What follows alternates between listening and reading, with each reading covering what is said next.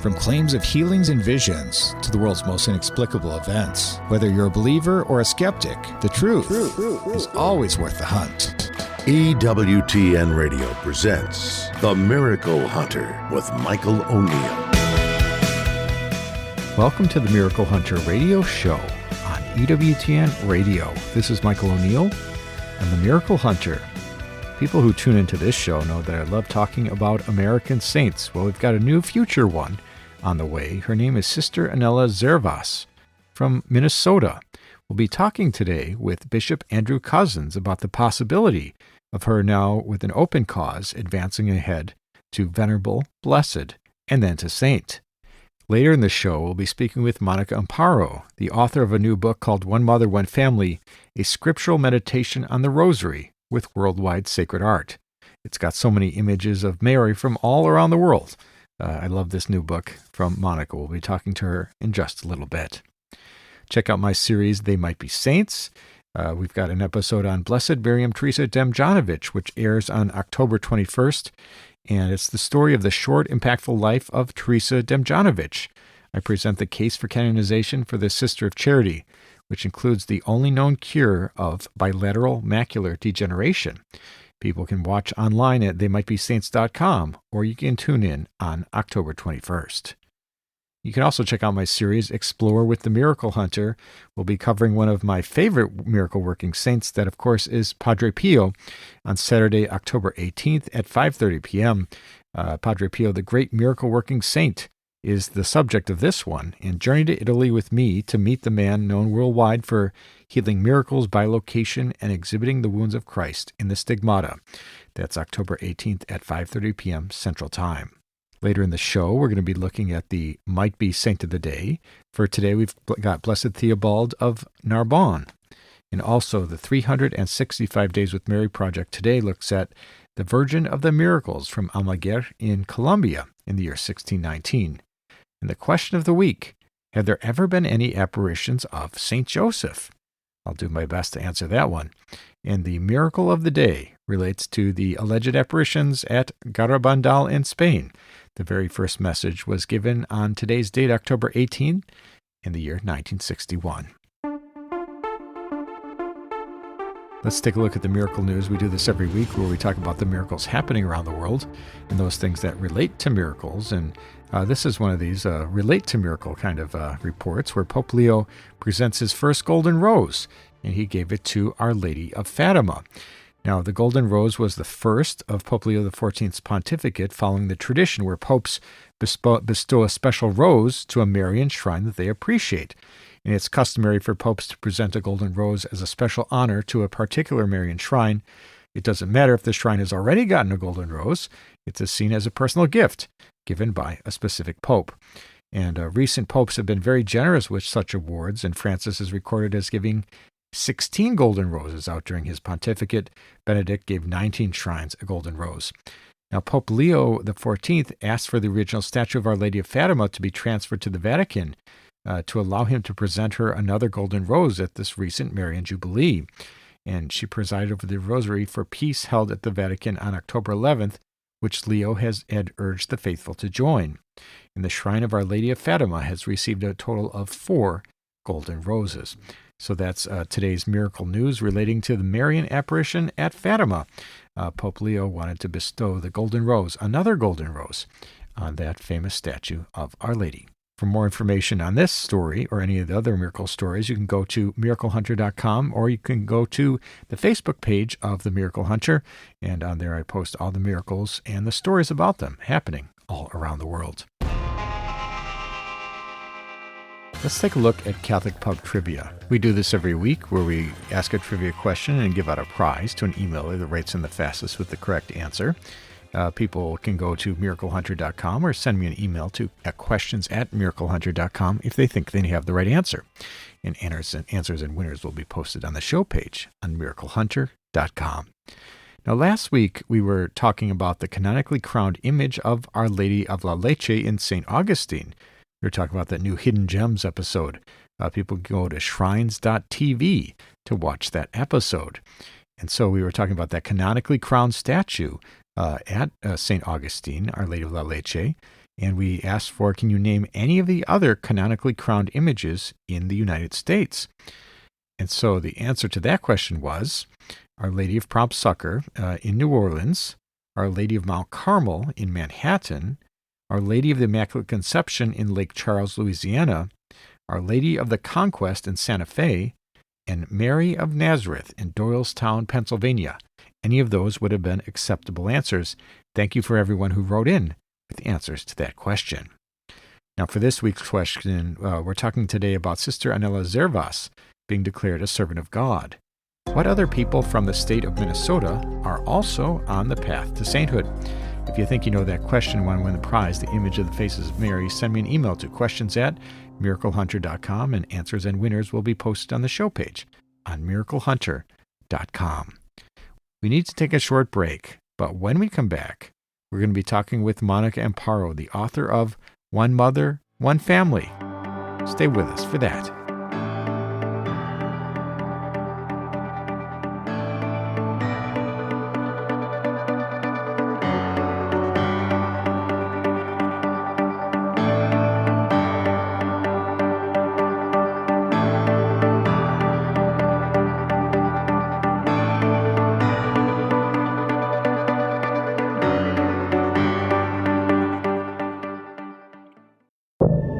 Now, back to the Miracle Hunter on EWTN. Here's Michael O'Neill. Welcome back. You're listening to the Miracle Hunter radio show on EWTN Radio. This is Michael O'Neill. I'm the Miracle Hunter. People who tune into this show know that I love talking about Marian devotions, and we always do a Marian devotion of the day as it lines up exactly to the day's date in the calendar year. That's something we do in our 365 Days with Mary project. But there's a new book that's out that's a great look at the Rosary, and it's called One Mother, One Family, a Scriptural Meditation on the Rosary with Worldwide Sacred Art. And this book is right up my alley because it goes through numerous Marian titles, connects them to the Rosary in a really meaningful way. And the author of the book is Monica Amparo, and she's here with us today. Welcome today, Monica. Thank you so much, Michael. Well, this is a fun book. I really love this one. This book about, especially when in consideration of Our Lady of the Rosary this month. I think this is a great timing to talk about this book about meditation on the Rosary. Now, tell us a little bit. It's a quite comprehensive book, and it's you have many different facets of Mary that you look at in this book. But what inspired you to put this together? Yes, Michael, there were a couple of things. I think in the immediate was that my husband is originally from the Philippines, so we've been married 31 years, and with him I've been involved in ministry that has a lot of Filipinos, and I've always enjoyed praying the Rosary, and I own 5 or 6 books here at home, and when I started looking at the sacred art in the Rosary book, I did not find any continent represented except Western Europe. And since 3 of my 4 grandparents were born in Lebanon, and all 4 of my husband's grandparents were born in the Philippines, I thought that it would be high time that we start to show some sacred art from other continents, because based on my research, I was quite delighted and surprised to find that it is also rather long-standing in these other continents. Wonderful. And I think that this is such an important book because the Rosary is the great Marian devotion that we have throughout the world. And you say connecting all the continents and connecting all these titles of Mary around the world, we're all connected by the Rosary. So this is a great scriptural meditation. When we look at this book, how does it actually connect with the devotion of the Rosary? Yes, well, I think what I'm actually encouraging our church to do, Michael, is to return to praying the Rosary with Scripture. I think that and deep God can speak to us through the Scriptures. And then also, when we view the worldwide art, we can see our neighbor from all around the world. And in addition with praying with Scripture, we can look at the virtues being demonstrated by Jesus, Mary, all of the holy men and women, which is really what I think St. Louis de Montfort was aiming for and encouraging us to pray the Rosary is that it's about virtue modeling. Wonderful. And let's talk a little bit about the layout of the book, the organization. It's quite a comprehensive book, as I mentioned. It goes through the various mysteries and reflections on those, and it goes through Marian titles all around the world. Tell us a little bit about how the book is laid out, especially the integration of all the art from around the world. Yes. So, the Rosary is it's a simple and also a complicated prayer in part. So what I try to do, the Rosary is a collection of 20 sacred stories referred to as mysteries that are distributed among 4 main groups. So the edges of the book are color-coded to show those groups. The joyful mysteries are pink, the luminous mysteries are green, the sorrowful mysteries are red, the glorious mysteries are gold, and then pages having to do with the Blessed Mother are blue. I wanted, this is the first book, actually, the first Rosary book that is showing sacred art from all 7 continents. So the book does include 2 pages devoted to each continent to show a selection of Marian images, because actually that was another pleasant surprise, is how many amazing images there are of Mary all around the world. And then it does include about 50 pages of notes because, for about 500 years, we have been a bit saturated with the Western European art, which is very beautiful and no doubt very well done. I came back from a 2-week trip to Rome in early September. But, it's one perspective. It's a perspective of one half of one continent. And I think it's important for all of us to realize in the church the very long-standing sacred art from the many other continents. And if people are interested to delve deeper into that art, there is the notes section which allows them to do that. Absolutely. And I love that about this book. And we're talking today with Monica Amparo, the author of One Mother, One Family, a scriptural meditation on the Rosary with worldwide sacred art. And of course, I love in your book how you have a section devoted to Our Lady of all continents, and you go through all the continents around the world. And it's fun, kind of just jogging my memory as I flip through those pages of all the places that I've visited all around the world, and it's so well laid out. So I'm grateful that you did that. Let's go through a few of the titles in various continents and places around the world. How about Our Lady of Palestine? Talk a little bit about that one. People might not know what that one is. Yes, and I think that is so poignant today because today is actually the 2-year anniversary of the Gaza conflict. And in this image, we have Mary holding the city of Jerusalem in her lap. It symbolizes her love and care for all of Jerusalem's inhabitants, Christians, Jews, and Muslims, which unfortunately is often a region marred by a lot of conflict, even though that's also where Jesus was born, taught, and died.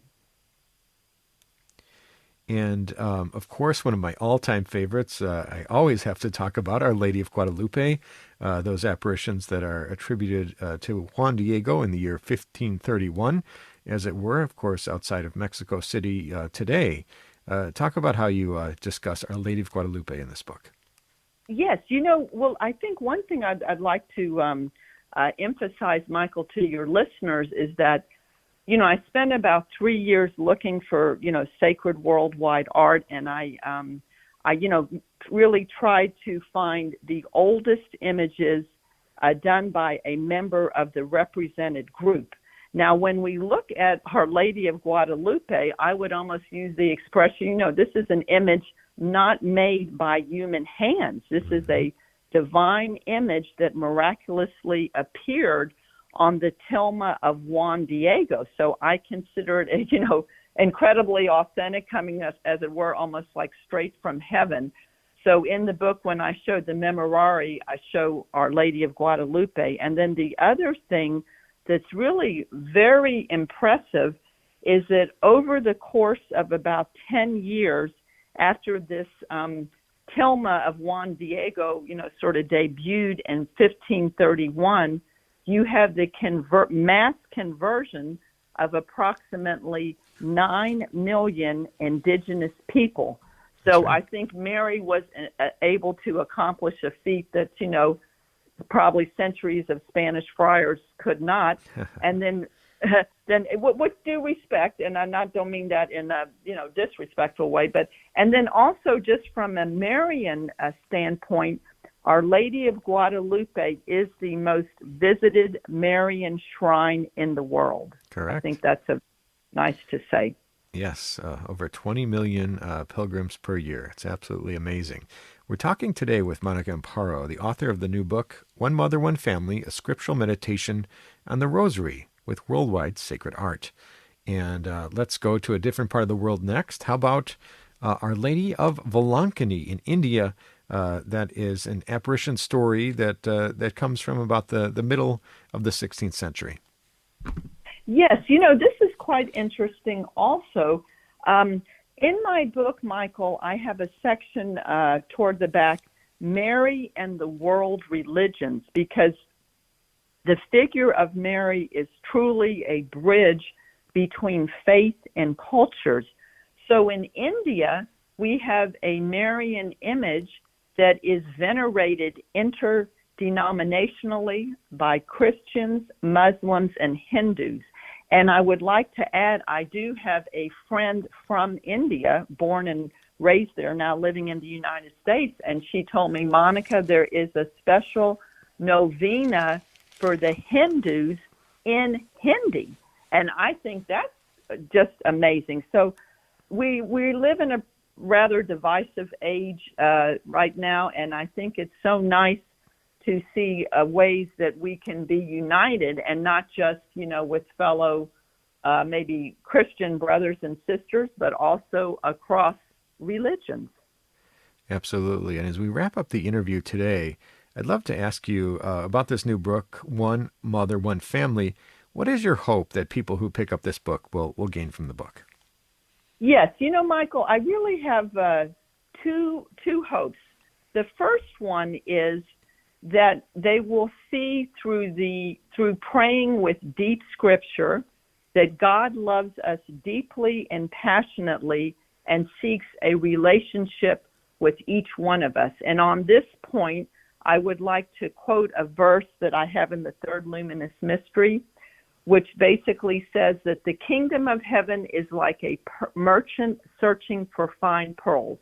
On finding one pearl of great price, he went and sold all he had and bought it. God is the merchant. Every one of us is that pearl of great price. And God is selling all he had in the sacrifice of his son so that we can see that God suffers alongside us. And then very quickly, the second point, we are called to love our neighbor, whether he or she might live next door or halfway around the world.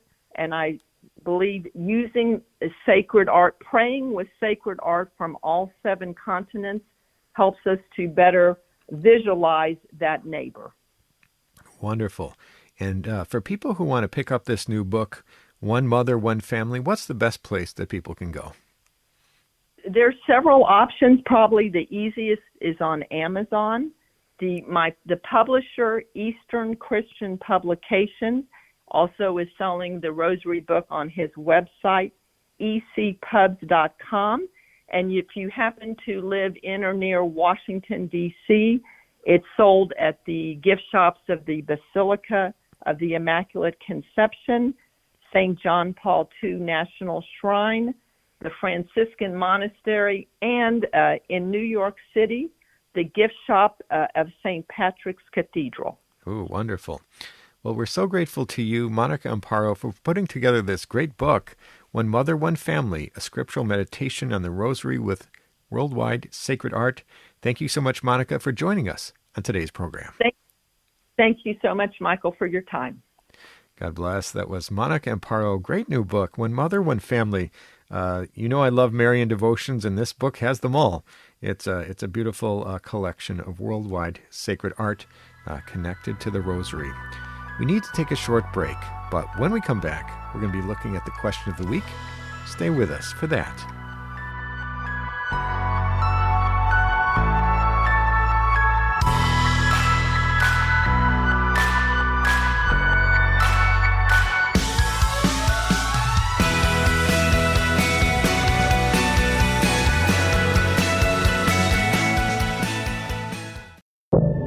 Now, back to the Miracle Hunter on EWTN. Here's Michael O'Neill. Welcome back. You're listening to the Miracle Hunter radio show on EWTN Radio. This is Michael O'Neill. I'm the Miracle Hunter. Hey, I love getting your questions. People write in from around the world with questions about miracles happening in today's world and those that have happened centuries ago. And I love getting these questions. Some of them are pretty strange and interesting, but I like to hear what people are thinking about. But I also love getting questions in person. So I travel around the country and I give talks at different shrines and parishes and conferences. And I always talk about miracles, of course, because that's my thing. But people have me talk for about 45 minutes, and then I answer questions and answers afterwards and do a book signing, etc.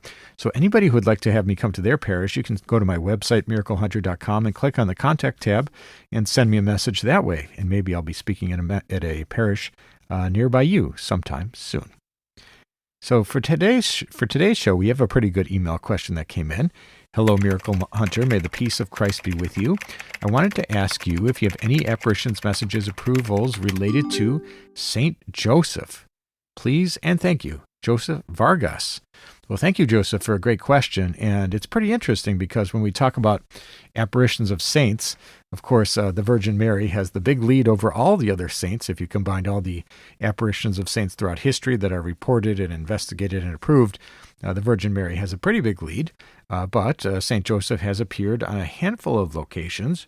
And one of those cases is the famous final apparition at Fatima in Portugal. So during the final apparition at Fatima on October 13th, 1917, witnessed by thousands of people, the children saw St. Joseph holding the child Jesus and blessing the world as the sun danced in the sky. And of course, these Fatima apparitions were formally approved in 1930, and we talk about all of them being approved. And so that vision of St. Joseph is therefore implicitly approved as part of that Fatima event. Perhaps the most famous singular apparition of St. Joseph is that of St. Joseph at Cozzens in France in the year 1660. And on June 7, 1660, St. Joseph appeared to the shepherd Gaspard Ricard, pointing to a rock and telling him, "I am Joseph, lift it and you will drink." And a miraculous spring appeared, and the site became a pilgrimage destination. And this was recognized by the local bishop, and Contagnac later became the site of an officially approved apparition site dedicated to the Holy Family. And then there's another one, an apparition to Mother Mary Bardauti, that was of Blessed Mary of Jesus Crucified in the 1870s. And she was a Carmelite mystic, and she reported several visions of St. Joseph encouraging trust in divine providence and devotion to the Holy Family. So these apparitions were never formally investigated and approved, as are many public apparitions, but she was declared a saint through her canonization in 2015. So we might say, by virtue of her being canonized, her sanctity and mystical experiences were likewise approved. So that's another apparition of St. Joseph. But these are few and far between, perhaps just like his words in the Gospels. But we have Mary being the number one appearer when we talk about mystical apparitions around the world. So thanks so much for your question, Joseph. And if you have a question for the Miracle Hunter, can you send me an email to questions@miraclehunter.com, and maybe I'll be answering your question on the air next week. Let's take a look at the 365 Days with Mary project. We do this every week, where we look at the Marian devotion of the day as it lines up exactly to the day's date. We all know Fatima, May 13th, or Lourdes, February 11th, or Guadalupe, December 12th. But believe it or not, there's a different other Marian devotion that lines up each day to the calendar year. And so for today's date, we've got October 18th. the Virgin of the Miracles from Almaguer from Colombia in the year 1619. And the story goes that on October 18th, 1619, a very simple woman and devotee of the Virgin found a rustic old thin tablet in the church of Almaguer with a striking image of the Virgin Milagros. Since then, Almaguereños devotees celebrate their patron's favors and with an event attributed to La Milagrosa. And that was the image remaining intact despite the onslaught of guerrilla warfare in March 2000 against the small village of Almaguer, where the rebels raided the Catholic Church, dynamited the altar, and destroyed the whole church, the rectory, and dozens of homes in the village. And that is the Village of the Miracles from Almaguer in Colombia in the year 1619. For more information on this fascinating devotion, or any of the hundreds of other Marian devotions from around the world, you can go to 365dayswithmary.com, pick up the book, download the free app from the Apple App Store, or you can go to Facebook and join any of the 10,000 other followers who get a different Marian devotion each and every day of the calendar year. Let's take a look at the miracle of the day. We always like to find a miracle that happened on the day's date at some day in Christian history. And so we have a possible miracle, I suppose you could say, from October 18th in Garabandal in Spain, San Sebastián de Garabandal, where those famous apparitions of Mary were alleged in the 1960s. So on October 18th, 1961, at Garabandal, the very first apparition occurred. 4 young girls claimed to receive a message from the Virgin Mary, and one of the messages is dated to that day. So it called for repentance, frequent visits to the Blessed Sacrament, sacrifices and penance, and it warned that if people did not change, a chastisement would come. Of course, there are many devotees to Our Lady of Garabandal, and I get many emails about this. But the Church has never formally approved the apparitions, nor have they condemned them.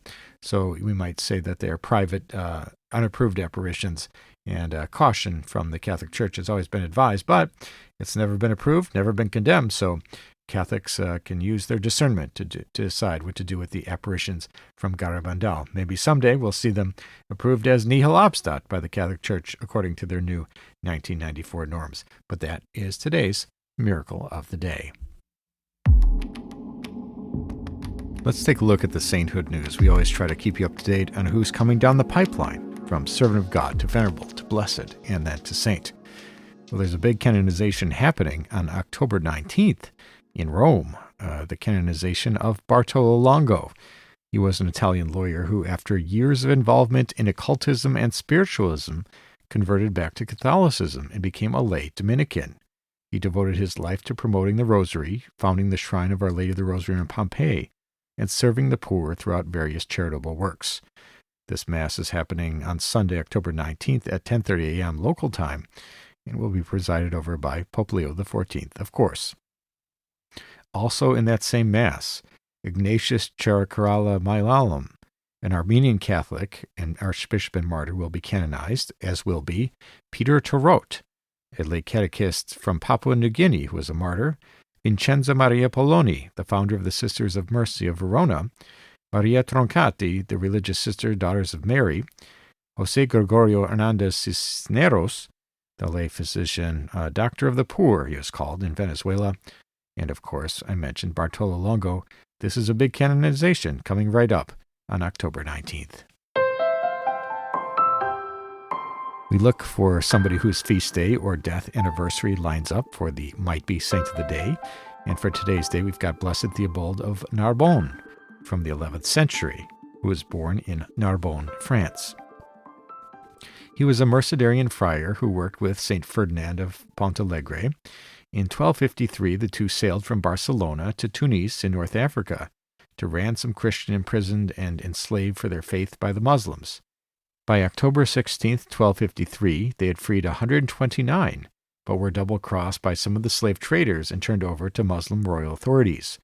Ferdinand was eventually released and ordered to leave the country with his ransomed slaves, but Theobald was tortured and executed.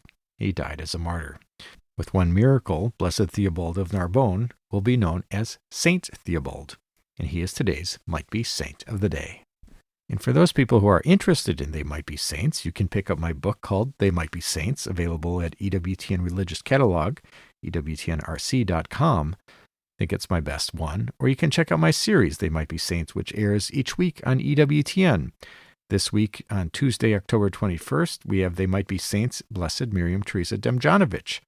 The short, impactful life of Teresa Demjanovic, I present the case for her canonization for this Sister of Charity, which includes the only known cure of bilateral macular degeneration. Check that one out. They Might Be Saints, Blessed Miriam Teresa Demjanovic.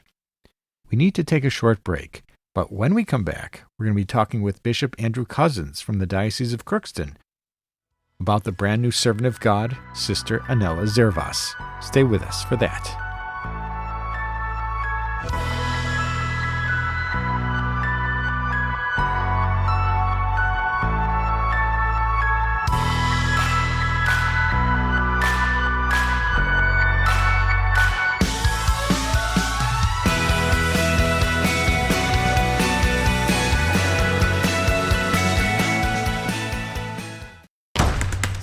Now, back to the Miracle Hunter on EWTN. Here's Michael O'Neill. Welcome back. You're listening to the Miracle Hunter radio show on EWTN Radio. This is Michael O'Neill. I'm the Miracle Hunter. People who tune into this show know that I love talking about saints, future saints specifically, and future American saints even more specifically. And we've got someone new on the path to sainthood coming out of Minnesota, and that's Sister Annella Zervas. And we're so excited because this past week we saw the opening of the cause, and that's a big deal anytime somebody is being proposed for sainthood, that very first step where a person is launched as a servant of God, and they move along then to venerable, blessed, and then hopefully, eventually, someday a saint. And we're also excited when we have saints from the United States. That gives us all a little bit of hope and inspiration for sure. Well, we're so excited today to be talking to Bishop Andrew Cozzens from the Diocese of Crookston. He's joining us to talk today about Sister Annella Zervas. Welcome to the program today, Bishop. Thank you, Michael. I'm delighted to be with you. It's great to have you back on the show, and this is exciting news for all American Catholics. I think seeing somebody being proposed as a potential saint is exciting from our very own soil. So this is a big deal, and for you coming out of Minnesota, I think this is something exciting as well. And for those people who don't know, and many people are just learning the name now, Sister Annella Zervas, who was she?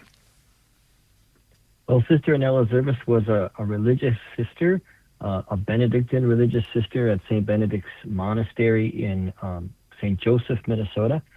But she was born and she died in the Diocese of Crookston here in Moorhead, Minnesota. And in some ways, she was a pretty ordinary person in the sense of, she was a devout young woman who grew up in a really wonderful Catholic family and discovered her vocation early. But her life was transformed through suffering, and she really becomes for us an example of, what St. John Paul II used to call the gospel of suffering when he spoke in his encyclical letter on human suffering.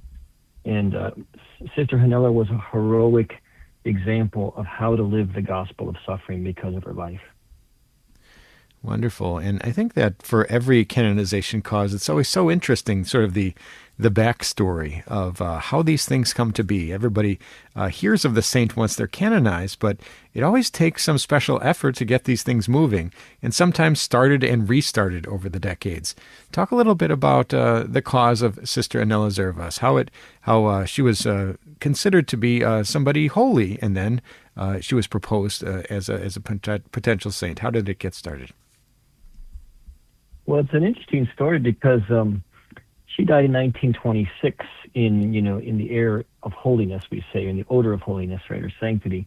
And so a lot of people right away thought she was a saint just because of the heroic suffering. She had a very terrible skin disease that the doctors, the Mayo Clinic, other experts couldn't figure out. And she really lived a kind of tortured existence for 3 years because of the pain that she endured, but she endured it heroically and for love of the Lord.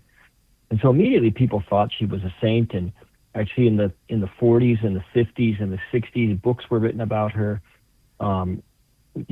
We even found relics of Sister Annella, like her clothing. The sisters of her monastery kept some of her clothing and made relics out of it. People thought that she was potentially a saint early on. But then it just sort of happened that the cause sort of went quiet for a while.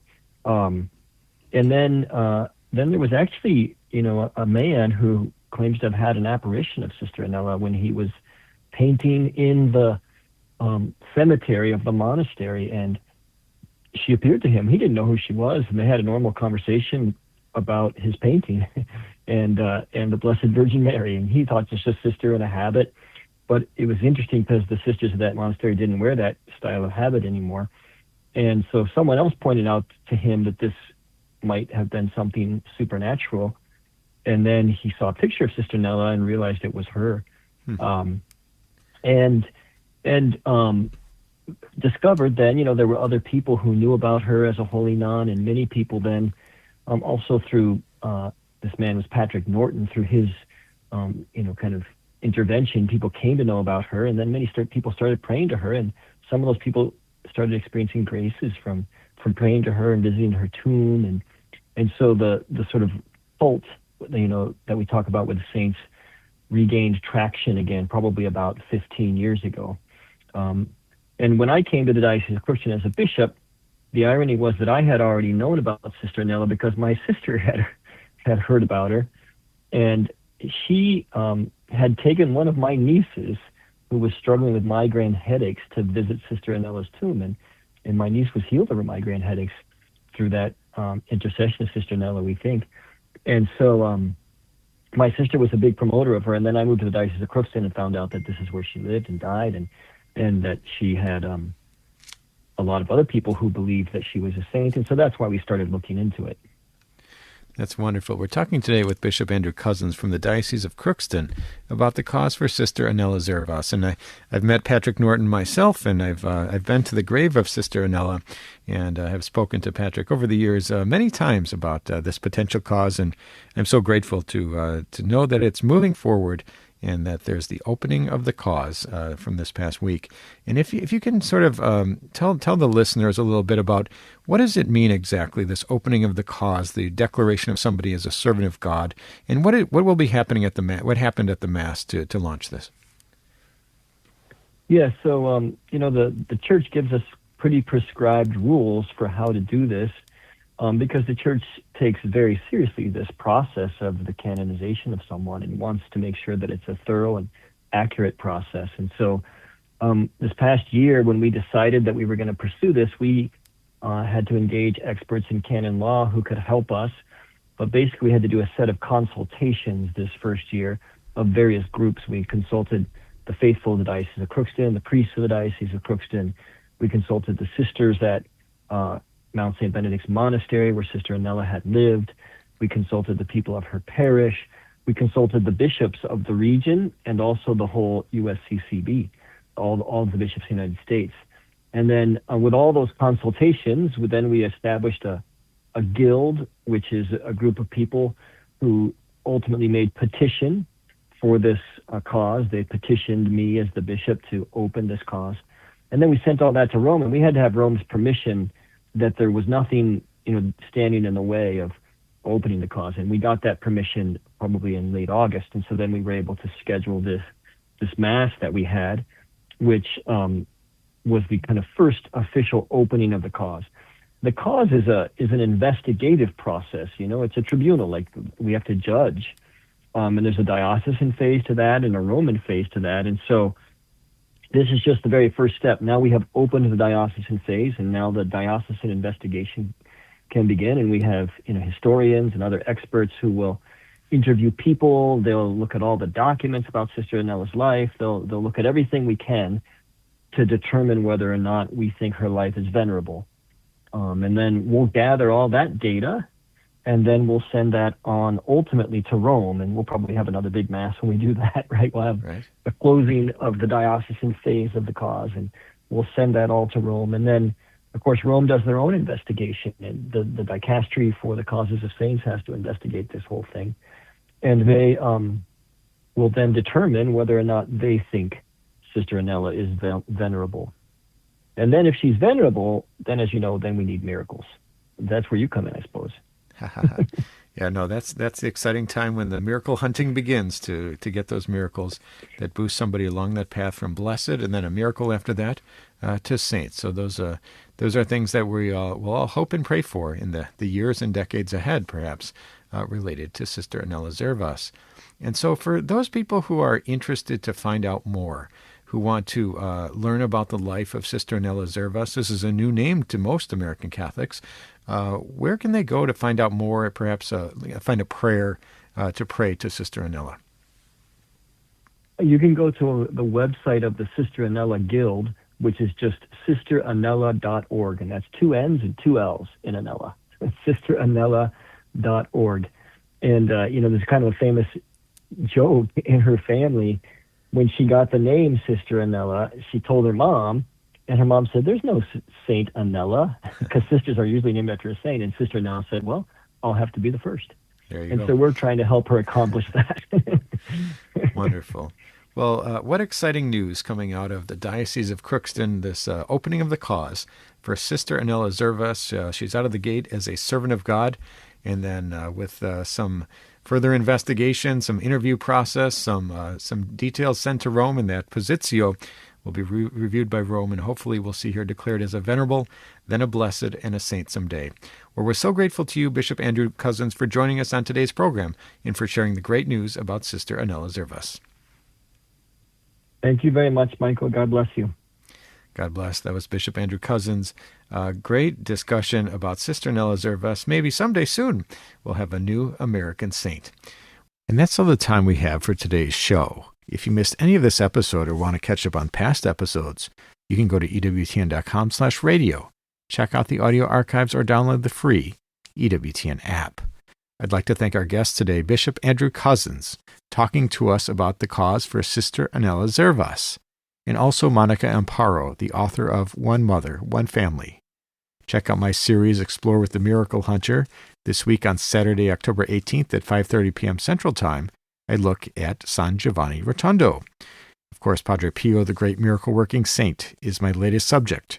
Journey to Italy to meet the man known worldwide for his healing miracles by location and exhibiting the wounds of Christ in the Stigmata. And I'd like to thank you for joining me today on Miracle Hunter, where from claims of healings and visions to the world's most inexplicable events, whether you're a believer or a skeptic, the truth is always worth the hunt. Talk to you next week.